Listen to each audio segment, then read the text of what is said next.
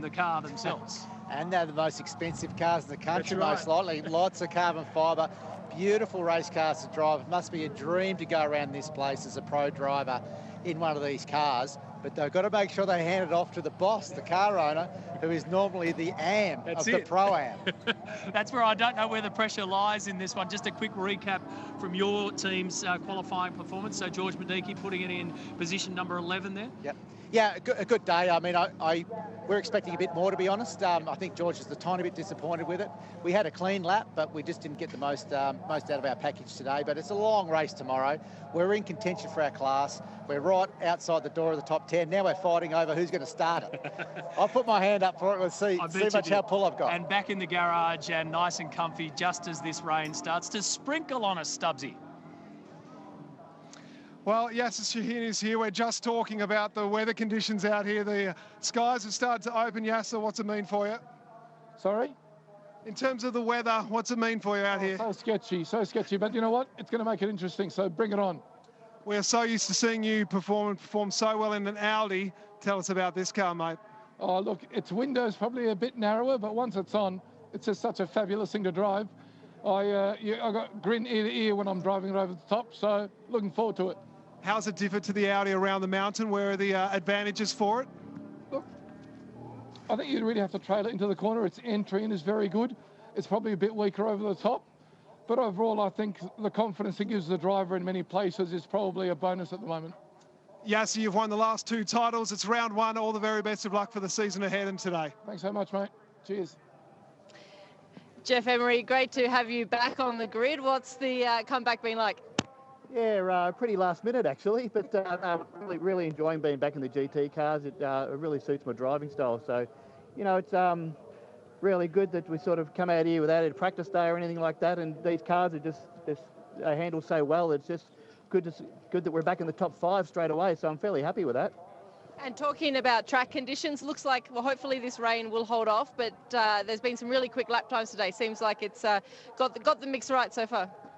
Yeah, the boys are really setting the pace today, so it's fairly tight at the front. So yeah, I've got my work cut out for me trying to get up the front this weekend, but that's all good. Hopefully the rain holds off. If it doesn't, I guess we'll put some wets on and see how we go again, I guess. Well, best of luck. No worries, thanks guys. And alongside Jeff on the 3rd row is Prince Jeffrey. Prince, how's your weekend coming together? Yeah, it's been good. I mean, car's good, and yeah, we were feeling good. The team has been working hard on the cars, and we have a solid car, so hopefully we can get some good position in the race. Talk to us about the strategy for this one with this weather around. It's going to make it tough. Yeah, I think right now it's a bit tough, so we just still got to monitor it with the tires and also with the weather. So we don't know how it's going to be, and the weather can be a bit tricky here, especially with some rain. So it's almost a 50-50, but we've got to play smart about it. And you know that Brock is doing a pretty good job. He's on pole for the 2nd of these races this weekend, so you know that you've got the right man with you. Yeah, of course. He's always been great. You know, he's always fast, and we get along together. He's a great guy, great driver. So I just got to do my job and hopefully give him the car at a good position so for him to push on. Thanks for your time and all the best. Yeah, and the driver's sitting there on the starting grid looking straight down the main straight up towards turn 1. We'll see some pretty nasty clouds and the wind has picked up from that direction. So that could be a key feature of this race, the GT World Challenge Australia. One man who should know the lay of the land pretty well is a local in the field, Brad Schumacher.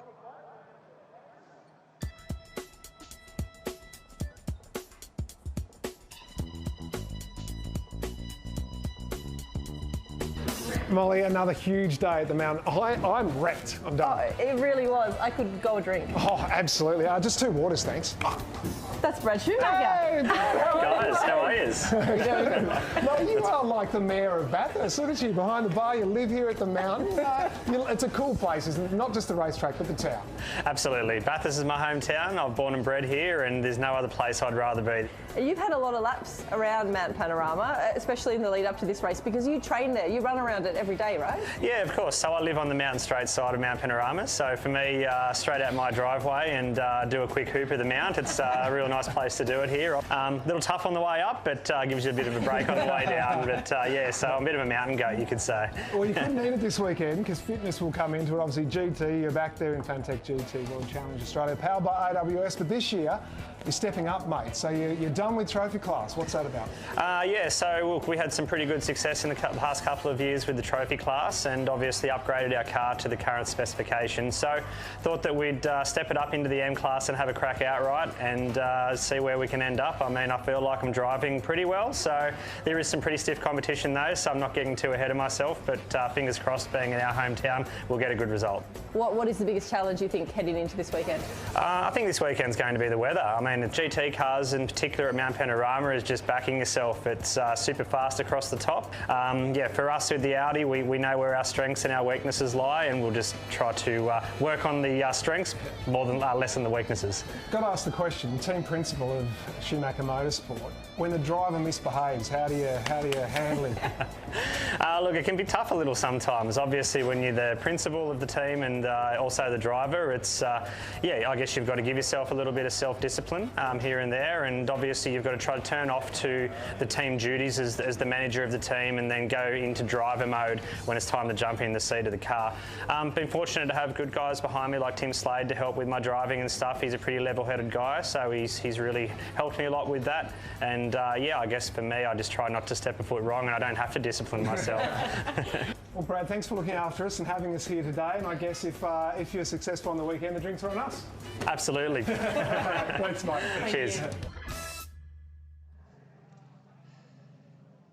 It's a good story, isn't it? So here we go, the Fanatec GT World Challenge Australia, powered by AWS. They will have their hands full for the next hour, and so will you, Richard Craill, up there in the commentary box with Josh Buchan and Tony D'Alberto alongside of you. I think Brad can see himself on the super screen as well, Matty. Thank you.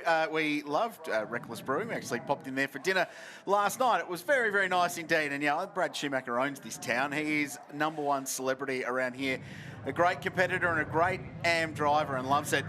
We're really looking forward to this, an hour's worth of GT racing coming your way. And I've got a guy with lots of experience in a GT3 car here, and a guy who wants experience in a GT3 car here, Tony D'Alberto and Josh Buchan alongside me for an hour of GT World Challenge. You want to drive one of these cars real bad, don't you? You'd love to get yourself behind the wheel of one of these things. Don't have to twist my arm. Conditions, doesn't matter what it is, I'd get out there, certainly. Amazing cars, and TD, you've got plenty of experience in them. Yeah, I've done a lot of Bathurst 12 hours and been fortunate enough to drive these amazing cars around the mountain. I actually went up the top of the mountain and watched qualifying before, and they're just such an amazing piece of machinery to see in full flight across the top of the mountain. And just to see, you know, Brock Feeney, Jane Winkup, some of these ace drivers just flying across the top is great.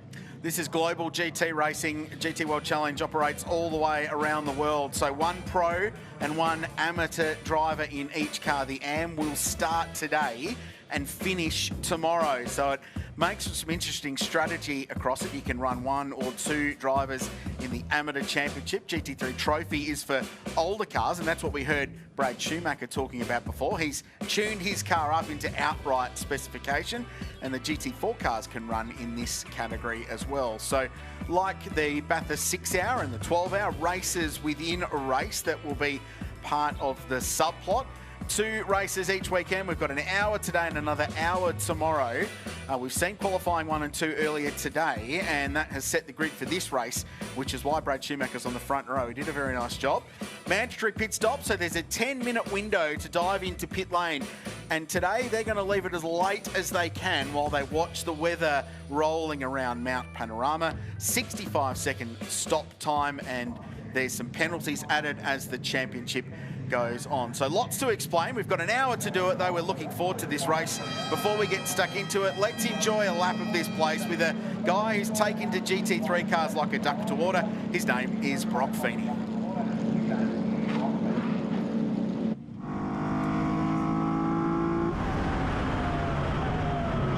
What's going on, everyone?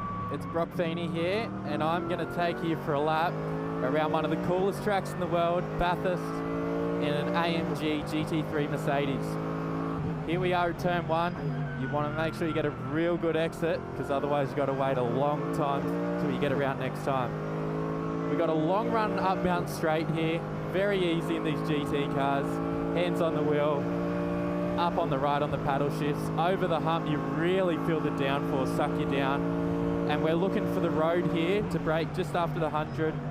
Back to third gear, carry some corner speed and try and get a good exit, all the road. And here we come up into the cutting. Just lifting off the throttle, keeping it on. Back down to second. And now the fun starts all the way up the top of the mountain. Up to third gear. Now as we come under the tree, this is where these GT cars come into their piece. Not lifting off the throttle all the way over the top of the mountain. Slight lift down into the grate. Back to full throttle. All the way up to the fence. Slight lift. Keep the throttle on. Say g'day to the fans. Have a spell of the sausages. Now to Brock's Skyline. Back down to third. Back to second. And through the dipper here. Much nicer being on the left-hand side. You can get a lot closer. Now down through here into the elbow. Probably the most important corner on the track. You've got to get a good exit here. Nice and close to the inside. And get a good run. Now we can have a breather, have a little rest, have a drink, and chill out as we cruise up to 270 kilometres an hour. Sometimes over the bumps here, we bottom out in these cars if we've got a solid floor in them. And here we come, the fastest corner in Australian motorsport. 270, braking at the 100, back to third, making sure we get a good run. One corner to go. Say g'day to everyone up at Ridges. You do not want to blow it now. Braking after the 100, back to second, flow the speed, run it out to the exit, and there is the hot lap around Bathurst. Thanks for joining in.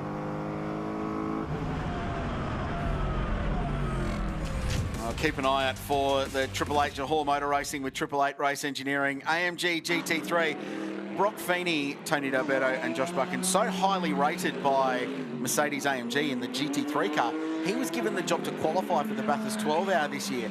And if it wasn't for a hero lap from Maro Engel, he would have put the thing on pole position in one of the world's best GT3 fields. He has got up to speed so quickly. Yeah, he seems to have really clicked with these cars especially. And he did quite a bit of racing last year in Australian GT in the AMG. And he's certainly got some strong teammates, and he seems to be able to outpace those guys, which is so impressive considering his experience compared to, you know, the likes of Shane Van Gisbergen and Jamie Whincup. But he's doing a great job in supercars. Whatever he puts his backside in, he's doing a great job. And irritatingly talented at television as well, it's got to be said, as you two are as well. So here's the grid. Liam Talbot will go from pole position in the Shannon's Audi alongside local hero Brad Schumacher. So Brad will drive on his own, still got to make the pit stop, and he'll drive on his own. Liam's got young Max Hoffer, who's a pro from Austria, to jump into that car. Ross Polakis and Sam Brabham go off the second row of the grid with Yasser Shahin and Garnet Patterson. So Yasser, the reigning champion in GT World Challenge, to go off the second row. Emery and Krista Jones next, the German who is a gun in these cars. We'll tell you more about him later on, and we work our way through the various fields. Great to see Roger Largo back alongside Justin McMillan. They're in an AMG Merc. The Mark Cars Australia entries are in the field as well. Donaldson, Taunton and Co a little bit further back. And right from the back of the field in this one is Abu Ibrahim and Jamie Whincup, who'll bring car 88 home for Johor Motor Racing with Triple Eight. So that's the field, that's the grid. An hour of racing to go. Josh Buchan, how do you think this one's going to play out? And how important are these early laps in the race just to get yourself settled in to this very tricky racetrack? Yeah, well, I guess the big thing is with the amateur drivers in the gents first up is the confidence on the cold tyre, particularly in such a fast car.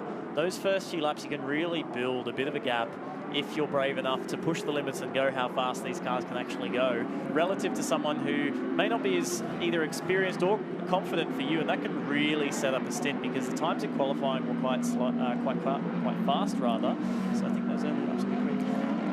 We're going to find out. There's an hour on the clock, and a brand new season of Fanatec GT World Challenge Australia will commence now. We've got a big name to announce for this championship to join a little later on. We'll make that announcement live a little bit later. Just watch this space But right now, 2 Audis on the front row, a Merc and a Porsche next.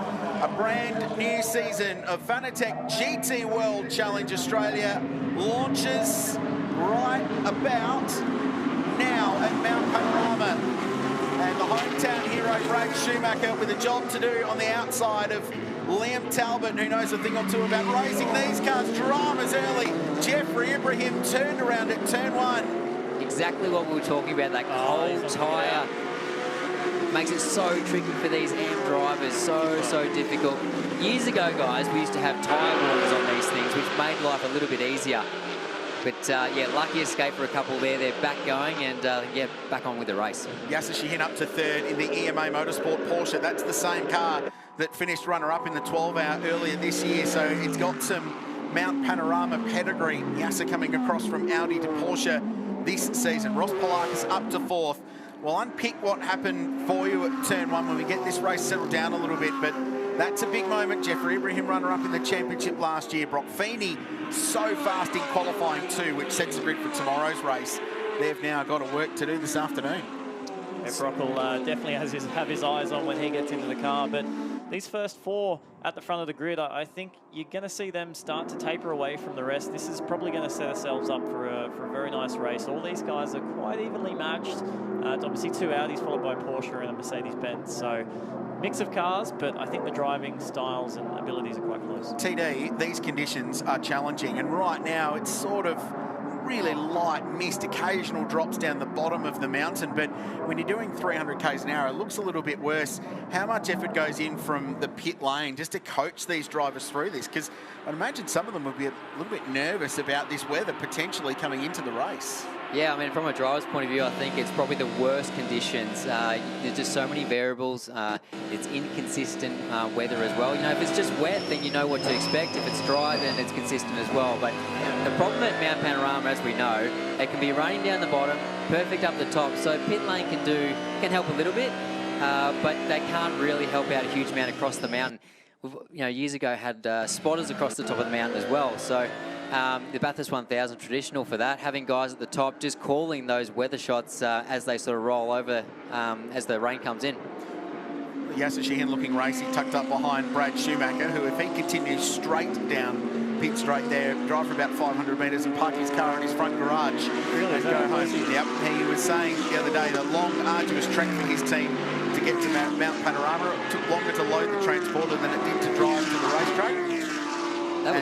This is busy a little bit further back. So that's Jeffrey Ibrahim on the comeback trail. We need to watch for his brother Abu Ibrahim, who's a little bit further back. So there's some job to do for the 888 Johor Motor Racing guys as they work their way through the field. And in fact, it was Jeffrey and the 888 who went right to the very back of the field. I just noticed there Mike Bailey in his new Mercedes-Benz had a lock-up going to turn 1, which is very unusual for a GT car to lock up a wheel considering they've got ABS and traction control. So potentially maybe have a little issue with that car. Could that just be a cold lock on the tyre? Would you have the ABS maybe a bit too low and a cold lock? Is that something these cars do? Potentially, but it is quite strange. You shouldn't be able to lock a tyre whatsoever, so unless you're going backwards. So I think the timing board now, obviously Liam with a very, very good first lap. You could actually see his tyre pressure warning lights on his dash. They weren't quite up to temp, so his first lap was excellent. And like I mentioned at the start, Brad now with a little bit of confidence after the first lap is actually a little bit quicker through the first sector, so possibly starting to squeeze up there and making it interesting. Tony, you're well qualified to talk about tyre temp at this place, and at the 12 hour at the start of the year, it wasn't the warmest of weekends, but it was 5 or 6 laps before tyres were properly up to the window, wasn't it? Yeah, these tyres do take a little bit to get in. They're a very durable tyre. They're obviously a very sticky tyre as well, and these cars are producing a huge amount of downforce and grip. But, you know, these without the tyre warmers, the pressures are very low. They just take a bit of time to sort of come into their optimal. It's almost better in this scenario, I think, to be the one following. Let's take a look at the replay here of turn 1, what happened. So watch for the white Mercedes AMG on the outside. Oh, wow. Actually copped a hit. Quite hard from behind. Just talking about Mike Bailey then, so he's gone in the back of Ibrahim. Unfortunately, didn't have any chance to save that. it's almost like just a concertina, turn one. Everyone's trying to find the braking point on cold tyres and work out where to get the car stopped. As Michael Kokinos in his brand new Launch Racing MC Labour R8. This is an upgraded car. He was in trophy class last year in the early generation Audi. He stepped into the new car this year.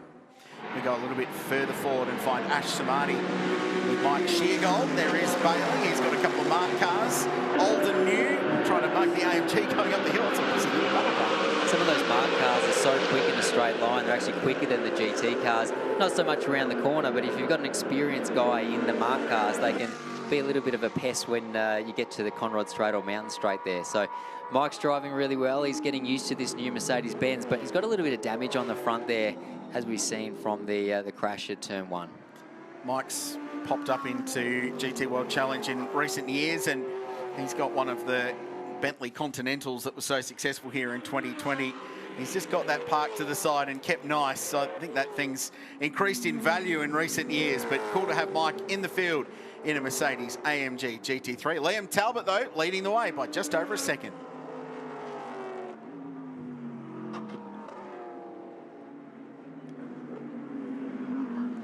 So now tyre pressures start to come up. Drivers get their head around what's going on. Brad Schumacher starting to close down the margin to our race leader, with Yasser Shahin still running with them. So nothing between the top three, and then a gap back to Ross Polakis in fourth in the Harold's Racing with Valente Rosso AMG GT3, and then Jeff Emery in the Jamek Racing Audi R8 in fifth place. Great to have Jeff back in the field. He's a former champion in this category as well. There's a really good battle for the lead brewing. How do you go, Tony, watching the AM drivers go to work? I mean, you've got a job to do, which is deliver the car back to them and get the lap speed and help them get up to speed. But do you get nervous watching on? Not so much. I mean, generally the AM driver, they're paying the bills and paying you to be there. So you're there supporting them the best you can, and you want the best for them. You know, they're putting everything they can into it. They're preparing themselves as best they can. It's just not a natural thing for them. You know, they've come into car racing later than generally a pro driver, and you know, some develop quicker than others. So, but these guys at the front now, like a Talbot, Schumacher, Shahin, you know, Emery, they've done a huge amount of laps in these cars. They're very safe behind the wheel, and they know what their job is. You know, bring the car back to the pro driver in the best position possible with the least amount of damage, and hand it over to the pro and let them, you know, let them loose. And that's obviously where you earn millions each time you get into the Lambo with more racing. Stubbsy, let's go down to you. Well, he's been smiling all weekend, Brock Feeney, and he put it on pole in his qualifying session earlier today, but that's a tough way to start this race. Give us your take on the incident there. Yeah, it's pretty unfortunate. Obviously, first corner of the first race of the weekend, but yeah, obviously the driver behind just made a little mistake and tagged us, and yeah, Jeffrey's up and going again now. I think the car's all okay, so he'll keep chipping away. We'll probably just use this as another practice session, I suppose. Get some more laps for him. I'll jump in and, you know, hopefully we can make up a few spots at the end. Well, that's the thing. It gives you something to chase, doesn't it? And have some fun out there getting past some of these cars in front, right? Yeah, no, it should be good fun. Obviously, it's not the position that we want to be in, but they're the cars we're being dealt. We'll go out, have some fun, and as you said, we're starting at the front tomorrow, but we'll try and learn some things today. It's certainly not over. This is a long championship, so we'll try and get some good points. Fight hard. Thanks for your time. Thanks, guys. Cheers. Well spoken, as always, by Brock Feeney. Thanks, Stubbsy. And that team will come through. One safety car, they're back in the game. That's all they need. Look, it's the correct attitude to have. What can you do? It's the first corner. Someone's made a mistake. Happens in pretty much every category and every weekend that you're going to come across. So this is just part of GT racing. You, as a pro driver, you sit on the sideline and you see a bit of an incident. It's your job to then go and maybe pick up a few pieces if you can in your stint of the race. So I think it bodes well for us watching anyway to see an exciting second half of the race with Brock potentially coming through. So Talbot, Schumacher, Shahin, three of them locked together. There's Ross Polakis in the Harold's Racing AMG, guilty chocolates on the side. He's being chased by Jeff Emery, back in a GT3 car for the first time in several seasons, and then doing a super job in a GT3 Cup Car Porsche. And his 16-year-old Marcus Flack doing a nice job. And back to Matt Stupar, Zalua, McMillan and Ibrahim rounding out the top 10.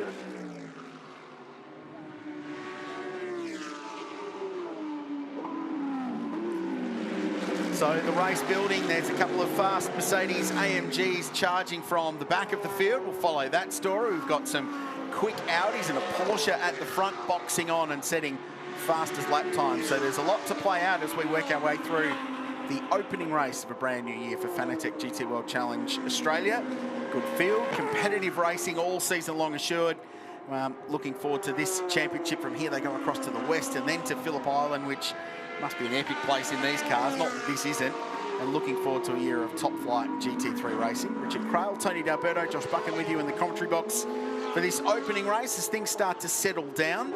Carl Reindler is the driver standards chief this weekend, looking after this series and offering his input. So they'll be looking at that moment down at turn 1, won't they, in race control, and working out what happens with Mike Bailey getting into the back of Jeffrey Ibrahim. Yeah, they'll be using all the footage available to them right now to try and make a decision whether to give Mike a penalty during the race or, post-race penalty. But, from Mike's point of view, it'd probably be better to get a penalty now and then hopefully he can try and recover something later in the race.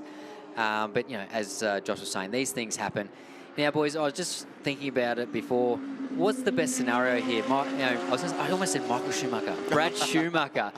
He's going to do the whole race by himself. He's in the zone now. He's, got his rhythm happening.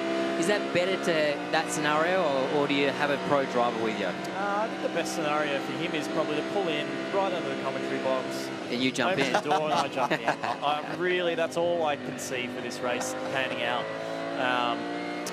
Yeah, other than that, I've got no answers for it. Well, I mean, they'll obviously have, Brad will have a quicker pit stop. So there's, the way the race should play out, they should finish at the very, together at the finish line there. We don't often see that, but sometimes having that AM driver doing the complete race and the way safety cars play out, it's a much better scenario than having a pro driver with you. Well, how big a speed discrepancy do you need to get past one of these cars? Because if usually the difference between a fast AM like a Talbot, like a Schumacher, and a quick pro, normally it's the middle sector, isn't it?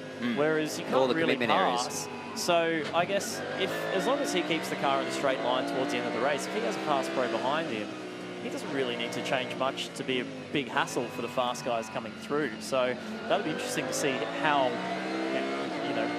the other guys actually get by. Yeah, it's definitely tricky. The cars are so evenly matched in a straight line.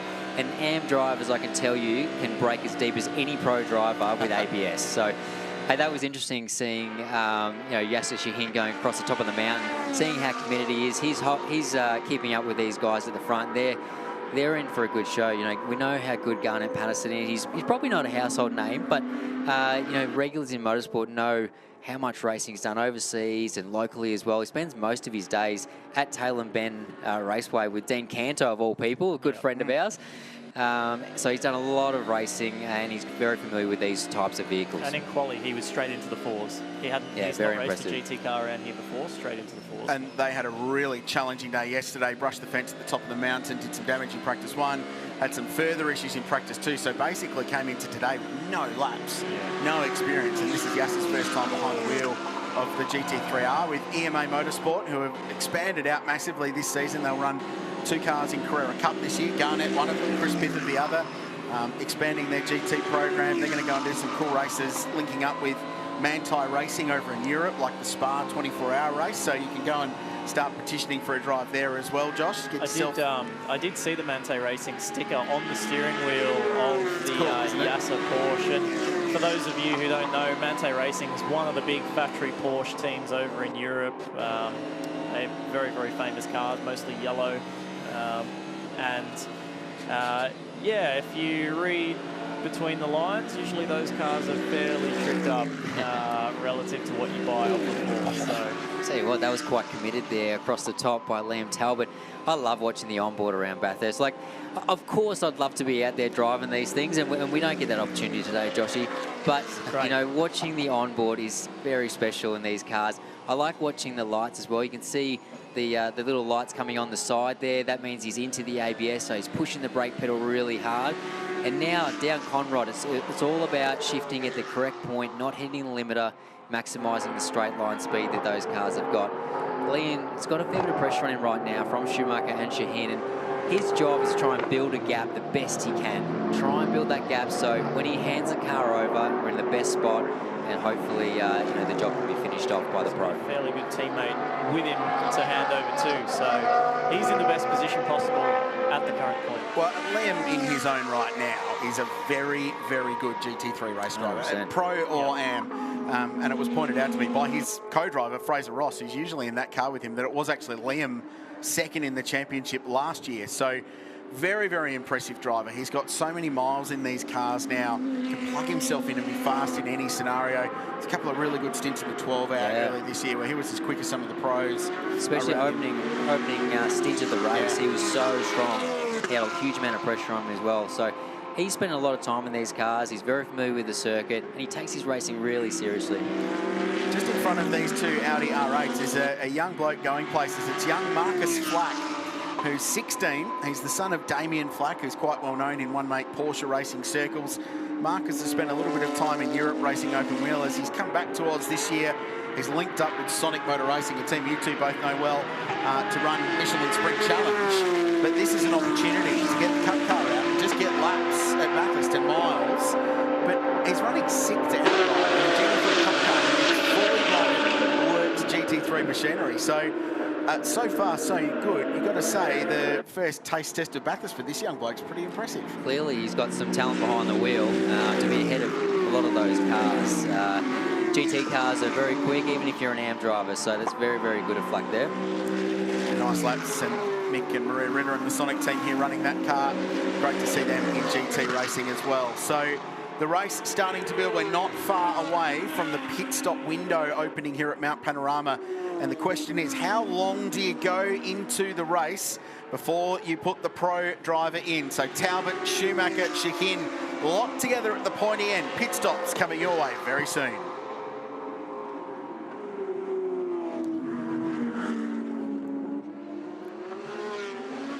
And we just had a sharp intake of breath as Matt Stupas in the KFC car had it looked like understeer going into the dipper, and the thing ran really, really wide, that Audi R8. And he's got Marcel Zalua behind him in another Audi with that stunning Valmont Racing livery on board. It's a new car for them this year. Can we talk about liveries just for a second? I'd love to talk about liveries. It's one of my favourite topics. I love that livery. You know, I do love the pink and the blue and the yellow. It looks great. Fantastic. But I love the AAA Mercedes. Yeah. They are just absolutely crisp this year. Be careful what you say, DJR driver, and you're pumping up AAA tyres. Well, it's a different team. Yeah, okay, fair enough. So now you're optioning for a gig. They do look very, very cool. I love that sort of, almost not basic livery, but clean, sharp lines, not too much to it. You can recognise them on circuit. They look fantastic. We should give a shout out then to, I think, the king of Australian GT liveries, who is your regular driver, Adrian Dietz, with the Lamborghini Huracan with the cool BASF Porsche, what red and white circles basically, isn't it? But the thing looks stunning. And every time I talk to Adrian, he goes, I keep thinking about changing it, but it's just become our livery and everyone loves it and I don't want to do it. So you're well versed to talk about liveries. It's interesting because I think the die-hard racer, like racing driver, probably doesn't connect with that livery so much, but the fan does, and everybody's just sort of can recognise that Lambo going around the track. They recognise who the team is, who the drivers, and we do get a huge amount of feedback. So I know Adrian's, he won't mind me saying, he's got another car coming later this year, and he's tossing up what to do with the livery, and everyone's saying, you've got to keep it the same. We just recognise that car, we love it, and you can pick it a mile away. So we'll see. Stay tuned for that one. And Adrian, if you're watching, you really can't go the factory Lambo green now because EMA's locked that in with the Grello Manti livery that they're running on that Porsche. Speaking of the Porsche, it's just dropped off the back of the two Audis as Talbot and Schumacher continue to battle for the race lead. So Yasser Shahin just 2.5 seconds off the leaders now. Pit stop window approaching now. As the season progresses, the pit stop times change. So the more you succeed, the longer you have to spend in pit lane. But today, it's absolutely clean. 100 seconds is the pit stop time from pit in to pit out. Same for everyone. So it's a flat-out race in pit lane today.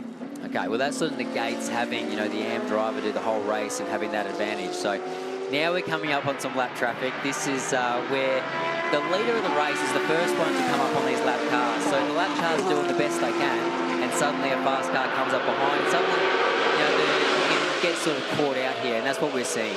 Schumacher started to find a bit of a groove here. He's gone purple in the middle sector of the last lap, really starting to apply the heat to Liam up front. Now that there's a little bit of pressure from Yasser gone, so he's not filling up his mirrors. It was almost a really hairy moment there at the hump on Mountain Straight with the Ferrari getting put a lap down, and PS, cool to have the normally aspirated Ferrari back in the field, but it was almost an opportunity Brad Schumacher took care of, but the battle for the lead continues to build in race 1. So that's the scene at Mount Panorama. 35 minutes to go in the opening race of Fanatec GT World Challenge, powered by AWS. Global GT racing done Aussie style, and we're building up towards the first round of pit stops here at Mount Panorama. This is a great little battle pack with Marcus Flack, who in theory should be outgunned by the two Audi R8s behind him, but doing a superb job holding off Matt Stupas and Marcel Zalua. Behind them, Justin McMillan. Abu Ibrahim in the 88 Johor Motor Racing 888 Merc has got himself up to 10th. Jeffrey, his brother, up to 12th. And if you missed the start, he was turned around at the opening corner of the race after contact from behind from another AMG, but friendly fire, unfortunately. But Brock Feeney will jump aboard that car. Jamie Whincup will jump off the 88. Marcus Flack's jumped off the top of the hill at Rock Skyline. A little bit of an error. Commentator's curse there. No way. It's a thing. Lucky they've got bitumen there these days. Isn't that the best upgrade that's ever happened 100%. To Mount Panorama? Oh, here we go. Oh, fired it in. Absolutely no remorse Marcel there. just shoved it down the inside there. Had to get it done at the elbow because straight line speed for those two Audis is exactly the same. And we're seeing cars pit now. So the leaders have jumped in the pits. So Schumacher stayed out. He's assumed the race lead. And he hasn't got to make a driver change, so he's switched on, in touch with the car, he understands the conditions and can get the peak lap time out of it right now. So he's going to keep his head down and try and go for a little bit of an overcut by taking advantage of hot tyres and knowing these conditions, because as good as they are, the drivers that jump into these two cars now will be on their first laps, and the tyres won't quite be at the same pressure. So there's an opportunity here for Brad Schumacher to jump the Shannon's car and possibly, potentially, if but maybe, come out in front. Yeah, I can tell you if he's in the lead and these pro drivers get up to the back of him, he's going to feel some pressure because they don't muck around. Now, something that I'm very familiar with, Josh, you probably are too. Did you see Liam pull out his seat insert? Oh, we stalled the car. Oh, that's not a good start. Liam pulled out his seat insert. So when you jump in the car, you want to be as comfortable as possible. And sometimes you need to have your insert there to give you that support. You can see a couple other drivers now putting their inserts in the car. You've got some adjustability in the steering wheel and the pedals, but the seat stays in exactly the same spot. Yeah, I've actually never had a seat insert in a touring car. I live with one. Yeah. I mean, I don't get as many call-ups as you, but yeah, I actually did my back here at the International last year, first practice at TCR, and I copped it up and down the lane for not having a seat insert. Oh, there you go. So yeah, lesson learned. What did we learn, kids? Put a seat insert in. So both JMR by 888 cars in the lane, so the two Mercs running the same strategy. We've only got a 10-minute window to get into pit lane, which at Bathurst is 3.5 laps. So you don't want to go over that pit window. You get massive penalties. So they're going to work. They're not going to put tyres on the car. They can bleed the pressure down. Do you reckon Brock Feeney looks at J-Dub and think, well, you're my boss. Should I just take it a bit easier on you? No. It doesn't seem to, does he? Well, it's the guy who he replaced, so make me look good, get out of the way. He doesn't seem to worry about it whatsoever. And as an employer, you go, no, you need to drive as fast as you possibly can. There's damage. Yeah, this is the car that Mike Bailey started the race in, car 96, and that will be the result of the damage from that opening lap drama in the back of Jeffrey Ibrahim's car. These are so aero-sensitive, these cars, but I don't know if the grille and how that's been hit is going to do too much. I think he's been quite lucky there, because if he grabbed the splitter or something like that, or the bonnet, maybe, got that misaligned, that could be a big issue, but I think he's got away with that one, other than the penalty he may get. This is going to be great to watch. Yeah, this will be good. This is going to be fantastic. This Wing Cup was very close in quali, wasn't it? Yeah. Not bad for the old dog. I'd be surprised if Brock, he might be a little bit quicker, but whether he can get around Jamie, they're so evenly matched, these cars. So, and once you do get up behind, nice and close to the car in front, you do lose quite a bit of aero, quite a bit of grip, and everything starts to overheat. So I'd be surprised whether they get around him, but who knows? Here's a feel-good story on the right-hand side. That's Ross Balakis handing the car, the AMG Guilty Chocolates car, over to Samuel Brabham. Decent last name, Sammy B. We both work with Sam. He's a good little operator. His first laps in the GT3 car this weekend. Straight into the sixes. Should have been a low 5 actually without traffic. So fair play to Sam. That's a pretty good effort. And if you are new to GT World Challenge, new to the sport, tuning in for the first time, yes, Brabham. That is that surname. He is the grandson of and son of David Brabham, who is here this weekend. It's cool to see Brabs in the paddock. And David, one of the best sports car racers there's ever been. Le Mans winner, American Le Mans champion. He's done it all, ticked all the boxes. So cool to see David here. And Sam was quite a late starter to motorsport. His cousin Matt was much earlier into it, Jeff's eldest son. But it's cool to see Sam, and they've stepped up into a GT3 car this year. He was running the GT4 class last season. That team expands from round 2. They've got a second car coming online. Chris Batsios will step up into GT3, and Chelsea Angelo will co-drive, which is cool to see her get an opportunity in these cars. So great to see the Harolds team expanding and supporting GT racing in Australia. I know Sam's been working super hard in the background, trying to get an opportunity, doing as many races as he can, just trying to get some laps around these tracks here. And it's fantastic to see him get that breakthrough and get out in a GT3 car. So the race leader is in pit lane for his compulsory pit stop. Brad Schumacher, and this is the stop. Basically just sits there, waits for the clock to tick down, and that's all they need to do. Feels like an eternity. And this would suck too, because the cabin, even though they've got cool suit, aircon, whatever they've got, at least when you're jumping in or out, you're moving about, you're feeling the air, whereas here, you're stuck in the heat. There's nothing you can do, so this would be tough. In the heat of pit lane is Molly Taylor. Molly? Liam Talbot, great first stint. So, I mean, how's everything feeling from behind the wheel? Yeah, car feels great. Obviously, pole position's nice, leading the race is nice, maintaining the lead. Tyre pressure's a little bit low, so struggled a little bit initially, but car's mega. And I saw you having a little chat with Max when you just did the driver change. So, any feedback there? What's your feedback to him when he jumps in the car? Car's good, so send it. Just enjoy a good race. Just want to say hi to Kenzie and Theodora at home, and yeah, fingers crossed. And teaming up with Max, I mean, it's so far so good, but how are you enjoying that?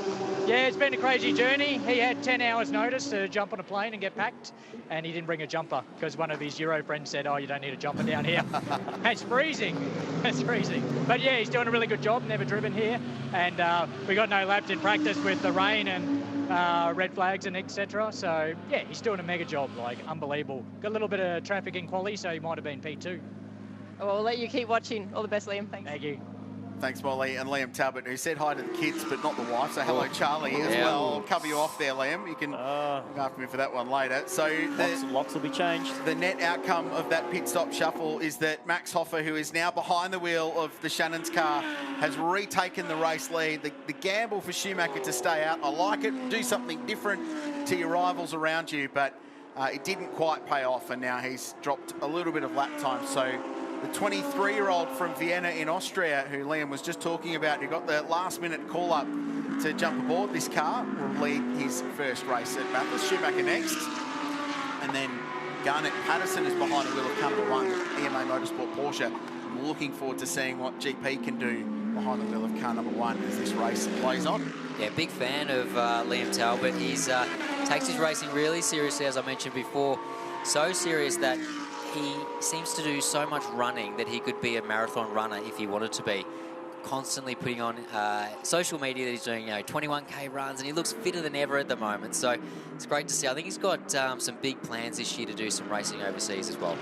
I mentioned Fraser Ross before. He has committed to some racing overseas, which is really exciting. So great to see Aussies doing big things on the world stage. Liam Jeddah often did the Asian Le Mans series over in the Middle East. A couple of rounds at Abu Dhabi and Dubai, which was cool. Loves the long distance stuff. And now let's see what young Max can do. So this is his first visit to Mount Panorama. Tony, it never ceases to amaze me, and chime in on this as well, Josh, how the Euros come to this place and 2 or 3 laps, bang, right on the money. extraordinary ability to learn this place quickly. Yeah, I think they're in these cars so often that they don't really have to come to speed with the car or what to expect from the car. They're so familiar with it, so comfortable that all they're thinking about is the actual racetrack. And I'm sure they've done a million laps on iRacing or some sort of simulator, so they know where to brake, they know the gears, they will have had it on board to watch. And at the end of the day, they're professional drivers. They do this for a living, and they are absolutely spectacular to watch. I'm just getting caught up here, just watching the onboard, just going to see where that car was going to go and how he was going to place it. Yeah, don't mind us. But coming across the top now, you'll notice he'll probably grab 5th gear right there, just a little lift off, back to full power. It's so impressive across the top. It's so much commitment. I think these cars as well, they breed so much confidence when you drive them that when you are so used to them, this is your job to drive this sort of racing car day in and day out. It's very close there. It's very easy to plug yourself in anywhere and just know and just be on absolute plug and play. I remember in our round, harping back to TCR, we had the Peugeot 8 he was 6 seconds off in his first practice. So when a car is difficult to drive, I think this place really gets the hairs up. But in a car like this where it breeds confidence, if you're willing to put yourself on the line, time will be there. Dusty Pirelli P0 there. That's the Michael Kukinos car who we saw off the road down at turn 1. We're following the JMR Triple 8 cars because they're going really quickly, and that's Jamie looking up the inside of Sergio Perez up at Reed Park and getting bottled in behind the Audi. Now, this is for position, so he has to make this pass count. The Audi's not going to just jump out the way, and he squeezes down the inside at McPhillamy Park. But Jamie's just punched out the quickest lap of the race, which answers the question you raised before about how hard is he going to go versus Brock Feeney. Well, Jamie doesn't even want to worry about Brock. He's put the head down and pulled a couple of seconds over his young teammate / employee. And Jamie up to 7th in Double 8, Feeney up to 9th in Triple 8. With Perez having a fairly eye-opening moment at the top of the mountain as he's gobbled up by a pair of JMR Max. It's always hard to be trying to focus on the job at hand and have these cars right up behind you, putting a huge amount of pressure on. So the race will build 23 minutes to go at Mount Panorama.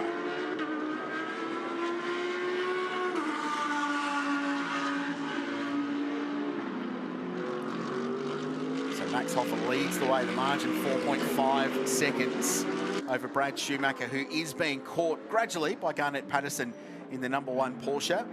Sam Brabham behind the wheel in 4th place for Harold's Racing. Valente Rosso doing a nice job. Krista Jones up into 5th in car 75. Talk more about him a little bit later on because he's got a great story here at Mount Panorama. And then we go back and find that battle pack with Matt Stupas in 23 in 6th position. Jamie Whincup is 7th. Brock Feeney is 8th. Perez 9th. Pink and blue on the front of the Audi. And Marcus Flack back in 10th place in that GT3 Cup car. So the race starting to build itself out. Everyone's ticked the compulsory pit stop box now. We settle in for the finish. The question for mine, pro driver versus AM, Garnett Patterson versus Schumacher. The Audis have been quicker all weekend, let's be honest, but what can Garnett do? Can he get to the back and indeed pass Brad Schumacher in that battle for second? I don't know, I mean, Brad is so fast around here. He's so comfortable in these cars. He's done a lot of laps. He's very much at home in the Audi around here, so Garnett's going to have his work cut out for him, and I think probably the Audi at the moment is just that little bit better package as well. So Garnett, if he can do that, he's flashing the light, so he's letting Kokonos know that he's coming at him and to sort of stay out of the way. But as I mentioned before, Garnett's a world-class driver, and he's going to build confidence as they start to learn this car a little bit more as well.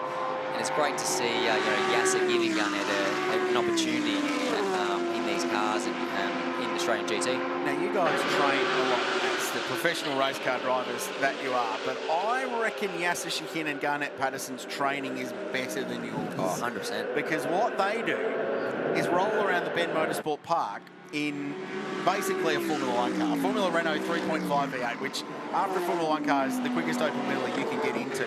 And that's their training, pounding around lap after lap in a thing that will do 3.5 G through a high-speed corner. So if you can beat that from training, Josh Buchan, good luck to you. It's disgusting, isn't it? I reckon like my Honda Civic in your Hyundai would be at least 4G. Yeah. At least if 4 you G speared through. into a wall with at 200. tons No, they're very lucky, obviously, when your teammate/team boss owns a racing track.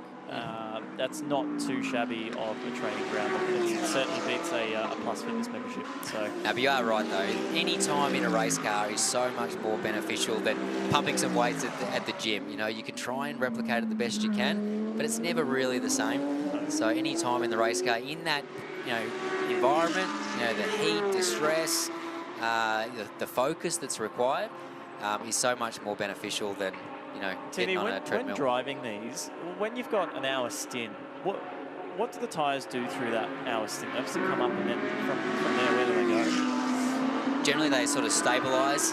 So you'll see the cars, you know, peak, and then they'll start to stabilise there. But at the pit stop, I'm not sure whether they can do a pressure adjustment.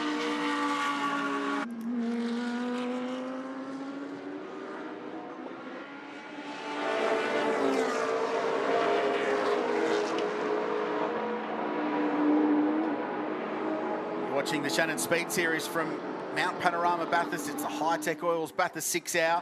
We set the grid for the big race tomorrow. Really looking forward to that. You'll catch that live at break free and then on demand if you like on Stan Sport. But right now we're working our way through the opening race of a brand new season in Fanatec GT World Challenge Australia.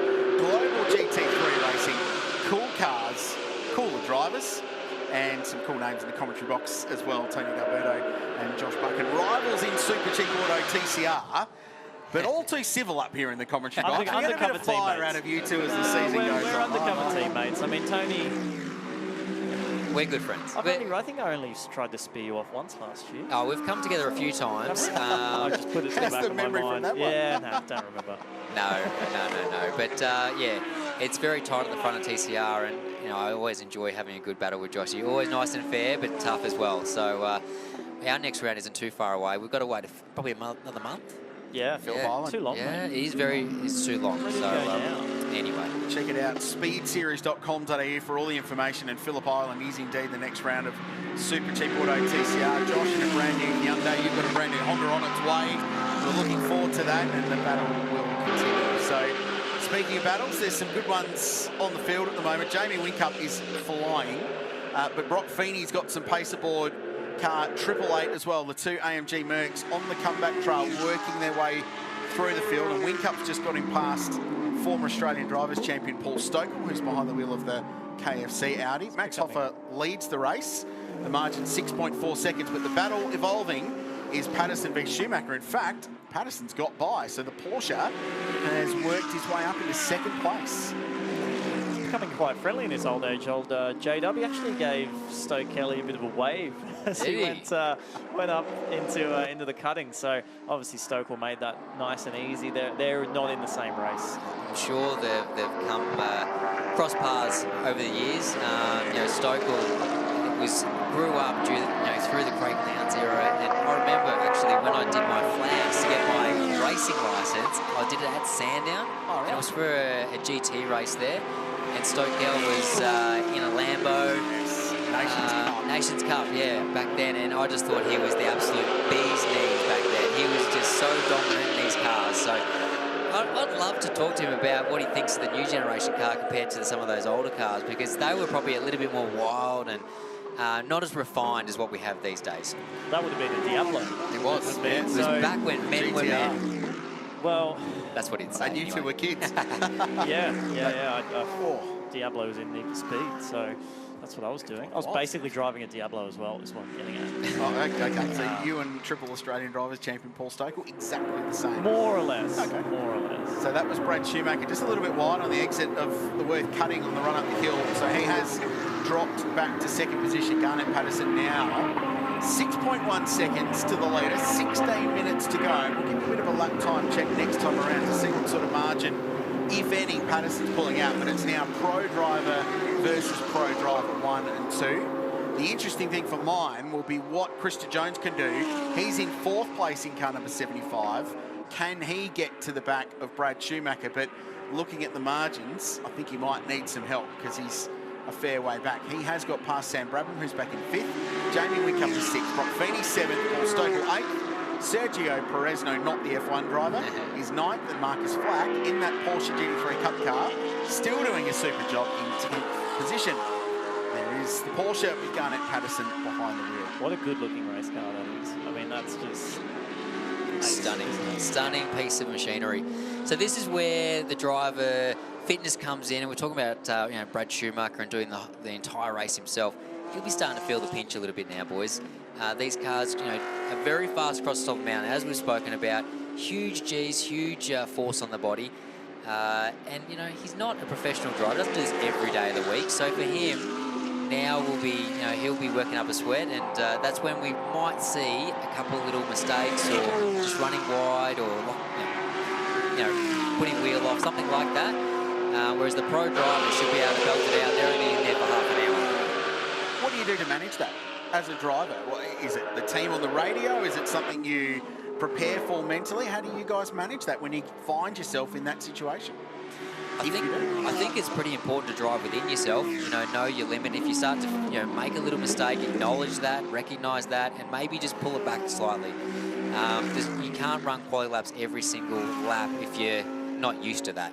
You're seeing a few little spits of rain on the camera there, so that could add a little bit of spice to the tail end of this race. Now, sitting in the comm box here, I'd love nothing else than a safety car right now. If I'm driving, I don't want a safety car because I've pulled a gap, I've settled into a rhythm. I don't want a safety car. But sitting here, I want some action. Do you see what it's like for us now? This is why we always say we want a safety car. And you criticise us for that. Yeah, but the shoes on the other foot this time. Driving-wise, the guys who will want a safety car are the 88 and 888 racing cars. Absolutely, they will.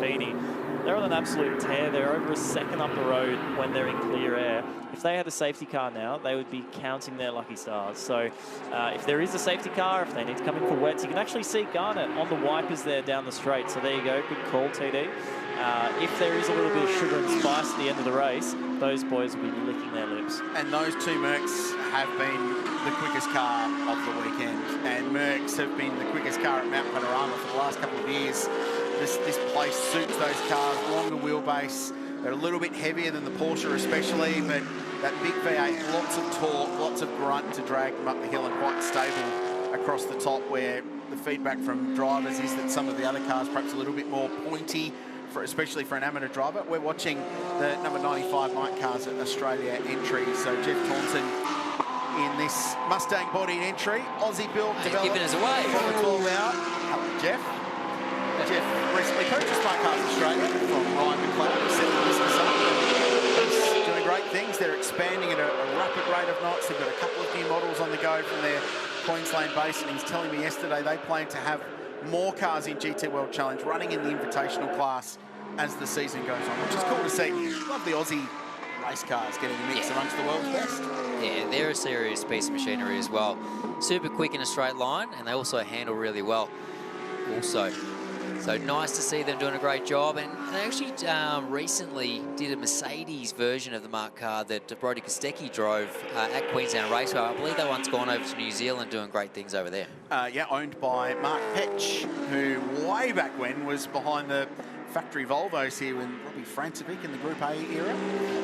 Who would have thought you would know a stat like that? Where a car's gone, where's it come from? Here we go, Brabham in the pits. That's not scheduled, although are they putting a slick on if they lost a tyre? I think they might have had a tyre drama because it's definitely not scheduled. And unless they're getting really brave and throwing wets at it, which I don't think it looks like. They haven't thrown a tyre on. I think they've just gone to the gun and tightened up. So I wonder if there was a vibration in the car and possibly a wheel nut that was coming loose.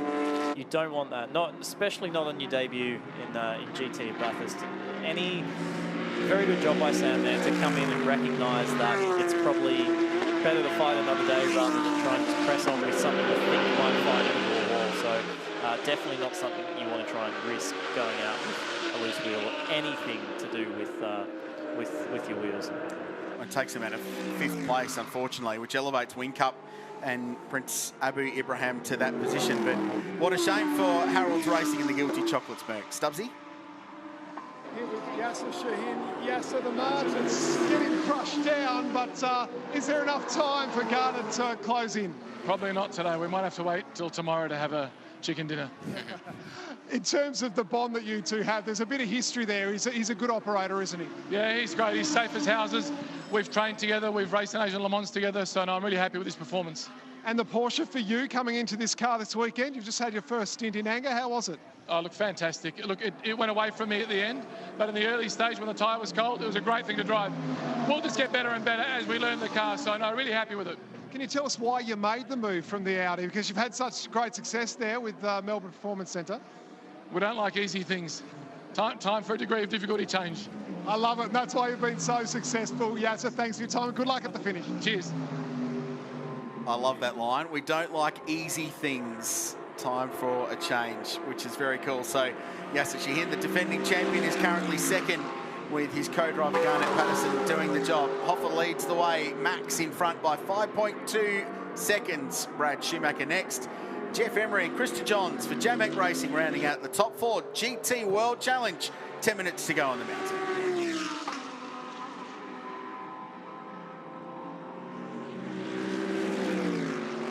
So for Harold's Racing, who were in pit lane, dropped down to 8th position for Sam Brabham. So not as bad as potentially it could have been TD, out of 5th position, a couple of spots, but they'll be able to salvage some championship points.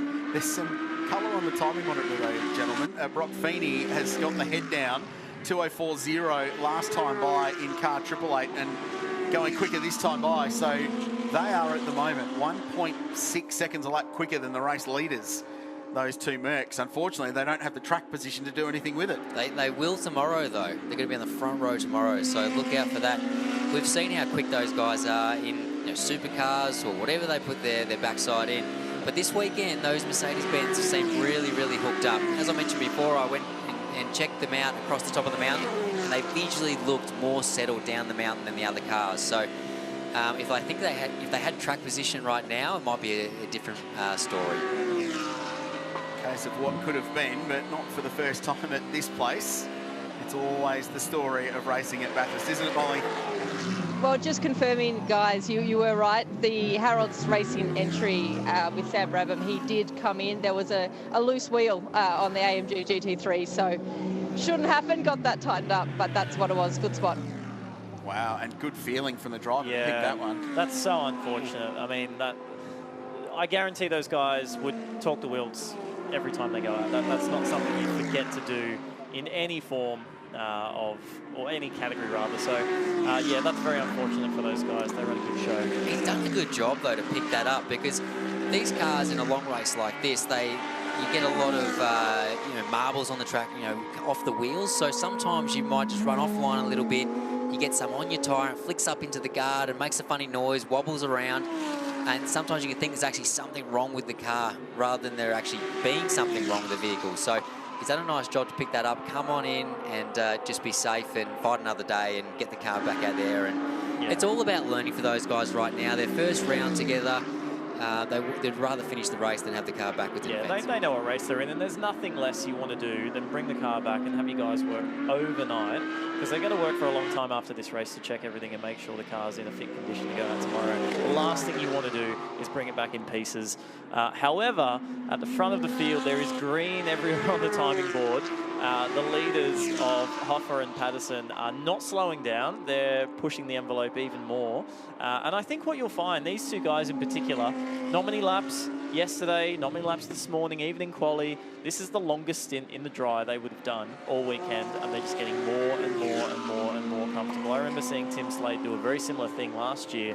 His fastest laps in the 2:04s were at the very end of the weekend in his last stint, because can't beat time in the car. Yep, correct. So Max Hoffer sets his car's quickest lap of the race last time around, 2:05.0 for the 65 Audi, 7.2 for Patterson. He had traffic, was working his way past Ash Samadi, I think it was, so he lost a lot of time. Brad Schumacher third, a 6.3, 5.5 to Krista Jones in his car, and the Mercs are going even quicker. So just under 6.5 minutes to go at Mount Panorama Bathurst. It's the Shannon Speed Series, the High Tech Oils Bathurst 6-hour event, and the opening round of Fanatec GT World Challenge Australia. Garnett Patterson had a slow lap last time round. He lost a couple of seconds to the leader. So I think the challenge, the sting perhaps gone out for the battle for the lead. Though at this place, we've just seen Sam Brabham in the lane with a loose front wheel. Anything can happen. And it usually does here because it's a crazy, crazy place that we love visiting. Brad Schumacher running third. Christa Jones next, the German international who won the Bathurst 12 Hour as a young guy here in 2012. And it's great to have him back. He's not raced at this place for almost a decade. So cool to see Christa back. He's driving with Jeff Emery. They're fourth. Jamie Whincup up to fifth. Brock Feeney in sixth. In car Triple Eight has just set the quickest lap of the race on lap 21 at a 2:03.85. It's 1.2 seconds quicker than the race leader.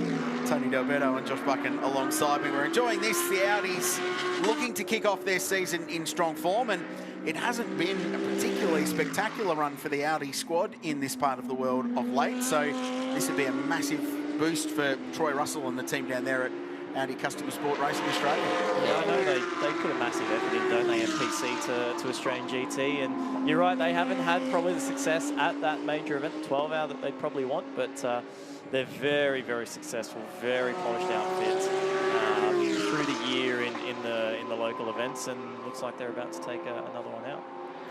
Interesting to see the lap times, as we've spoken about, coming down as the race goes on.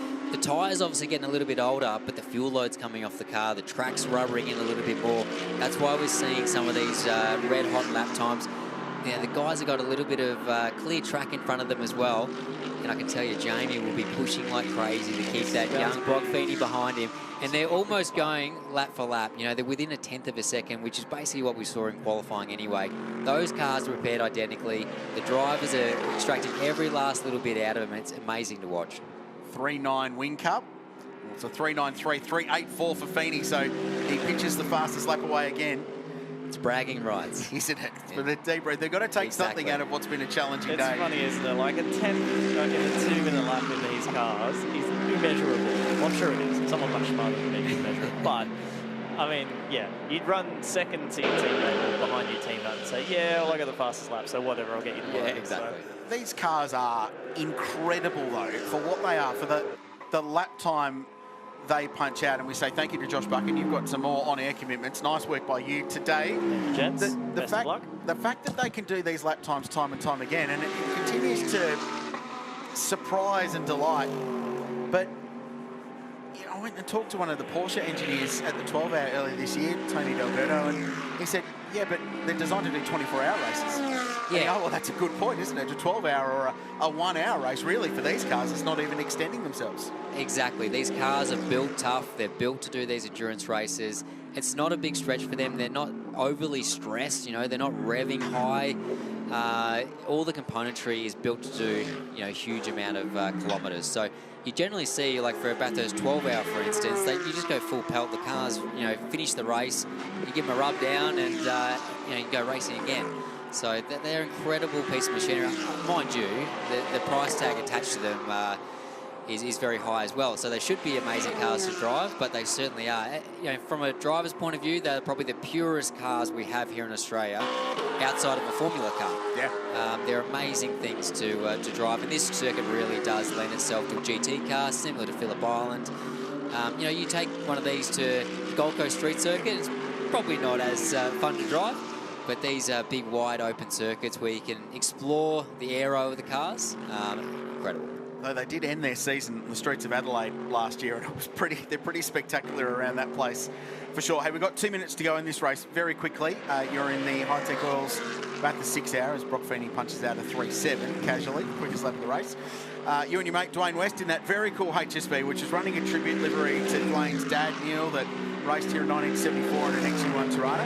Where are you at? How are you shaping up? We haven't seen much from you so far this weekend. I haven't done many laps, to be honest. I think I've done about 3 or 4 laps in the first session when it was wet, and then we've had a couple of little issues with the car, but Dwayne went and qualified the car 13th then, so it's pretty good considering the competition we're up against. The big HSV's got plenty of grunt, but it's a little bit heavy compared to our BMW competitors. So we're pretty happy with that. The car should, fingers crossed, Rosie, that it runs faultlessly tomorrow, and I can actually do some dry running. I've been here for 3 or 4 days, and I haven't turned a dry lap yet.